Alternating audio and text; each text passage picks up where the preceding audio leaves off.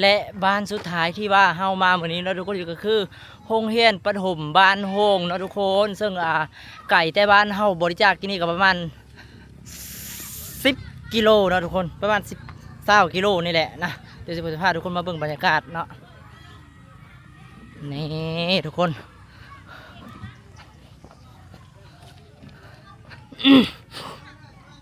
บรรยากาศคือดีแห้งทุกคนอันนี้ก็คือทางไปไกลเมืองวิระนะทุกคนไกลเมืองวิระแขวงสวรรณเขตเอาบ่านี้สู้สู้สู้สู้สู้สู้เอาน้ำมาเนี่ย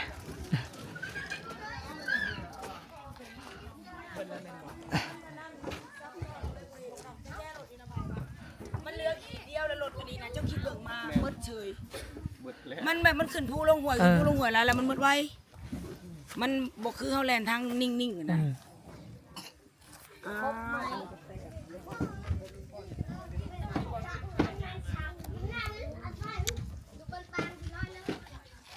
ฮัลโหล ฮัลโหล ฮัลโหล ฮัลโหล ฮัลโหล ฮัลโหลสบายดี1 2 3 4 8 6 7 8 9 10 59อันนี้ยายบ่ยายอยู่ห้าวเด้อ แมนมันบอก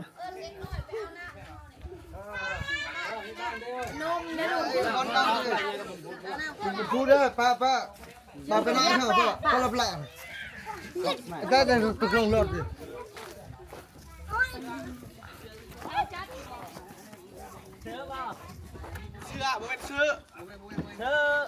ใหญ่อยู่นี่เลยบ่บ่อันนี้เสื้อของไทเฮาอันนี้ฮะเอาไว้ พวกคนนี้ บริยกมี มีแต่ มีแต่แจกอยู่นี่เลย ขึ้นเลยอ่ะ เล่นน้ำบุญไปดาวเลย เออ มาเดินมา แถวจัดมาเอาเธอละคนเด้อมาไว้มาเอาเธอละคนเอ็ด จะใช้ไปเลย 71บอกนมยัง71 ไปสิบไหวคือกันอะไรได้ดีวะ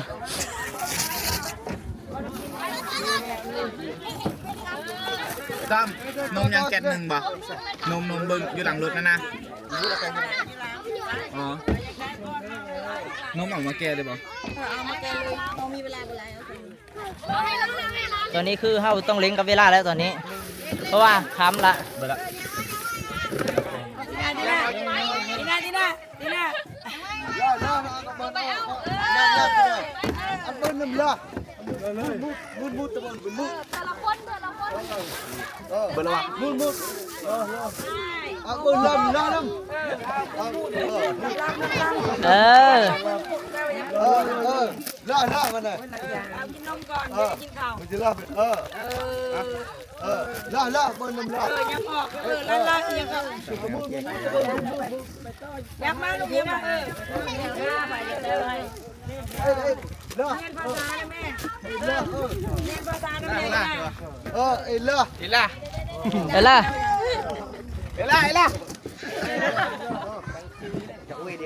อยากว่าอีลาแปลว่าอีลาแปลว่าอีลา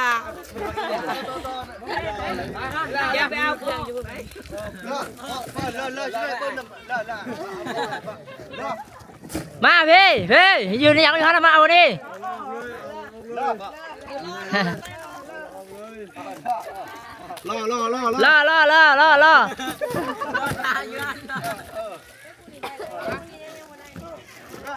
กูกระสิบไหวคือกันเลยนี่เบิ้ง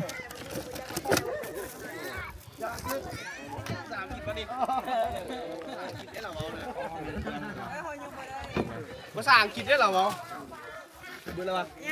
เอาละเป็นน้ำมือใจอ่ะ เบิดแล้ว เข้าคือว่าลงหมดเลยเรือก็ลงหมดเลยลงเลย ใครอยากดูดกระดูดเด้อ น้ำกับน้ำแข็งลงไปเลยมืดบ่น้ำวานเอา เบิด เอาบ่เอาลงไปเขา ไว้เขาเลย เอาให้เขาใหญ่กินเลยใหญ่ให้กันเองเลย จอกไว้ เนาะ ยายเท่าที่มีป่ะ แมน แซมก่อนหลาย หลังจากที่ว่าเฮาย้าย นมให้เพิ่นแล้วเฮาก็มามอบเครื่องเป็นน้ำเนาะมีขนมกล่อง กล้อง แล้วก็นี่ กระป๋องแล้วก็อันนี้ของเจ้ายังก็ข้าวจี ข้าวจีโอ้ยังอยู่เนาะข้าวจีนี่นะ ตั้งอยู่ไหน โอ้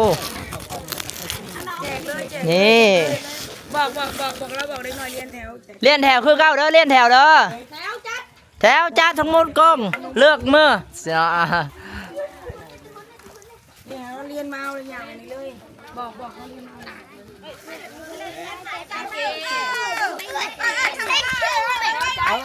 cái đi theo cho đây chứ đây ให้แกเอาไปใส่เสื้ออันสุดบอกอยู่นี่แหละอยู่นี่แหละอยู่นี่แหละ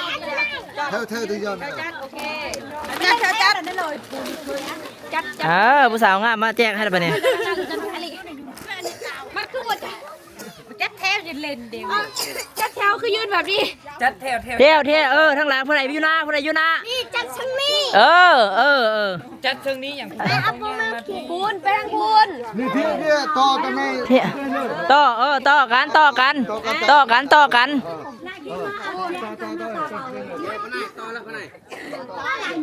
อันนี้จัดอยู่นี่เอา ต่อ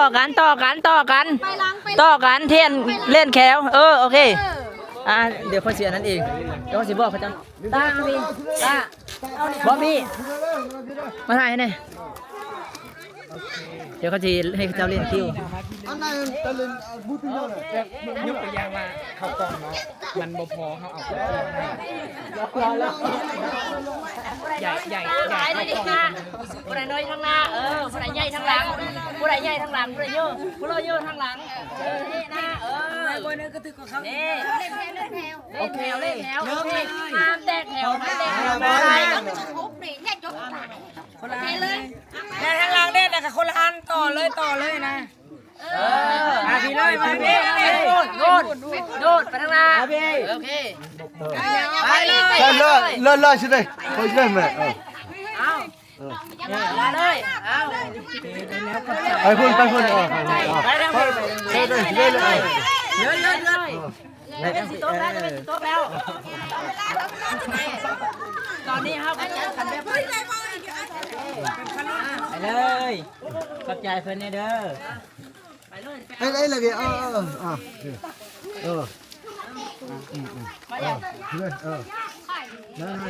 này đừng เจ้าเคยเห็น คนละอันเอาไปโอเค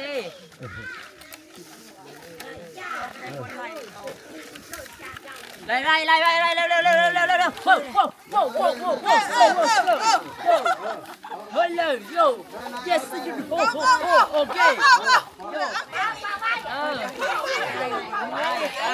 เคกี่แหว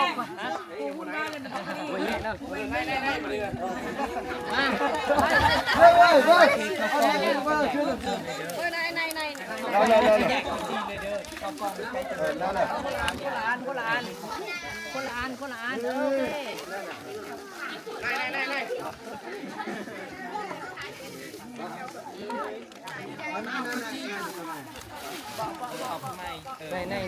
ใน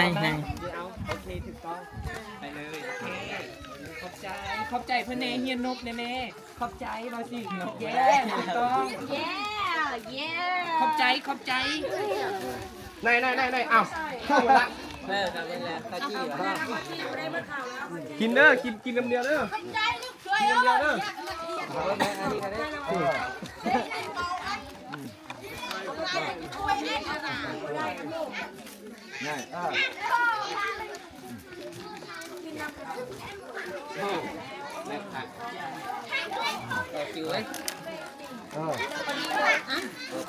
ตัดสาวเลย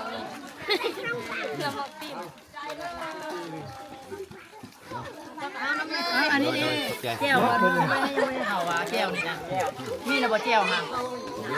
มีใส่แก้วก็ใส่แก้วฮอด กินบริบอกเขาเนี่ยว่ากิน แก้วก็ยังกินใส่แก้วแล้วมาเด้อแก้วใส่ข้าวจีเด้อ กินแก้วก่อนกินข้าวจีก่อนจะกินแก้วเด้อ เอาใส่ดีเด้อมานานเดี๋ยวสิ example เนี่ยเดี๋ยวเขาจะมา example กันเด้อนี่ นี่เอาใส่นี่เด้อนี่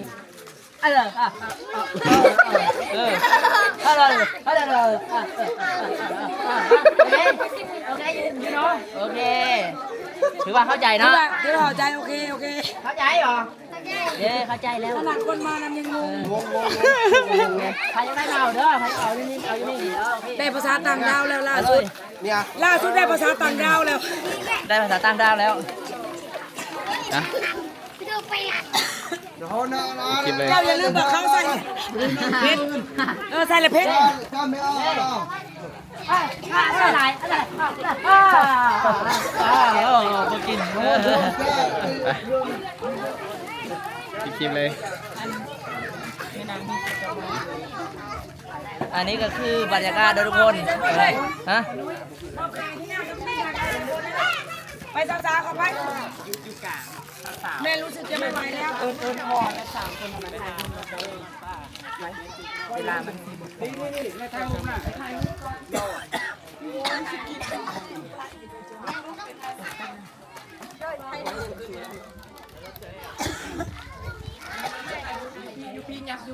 อันนี้ก็คือบรรยากาศทุกคนการแจกเครื่องแจกของเนาะอ่ะถือว่าเบิร์ดเท่านี้ทุกคนเดี๋ยวเราก็ที่ได้กลับก่อนเนาะ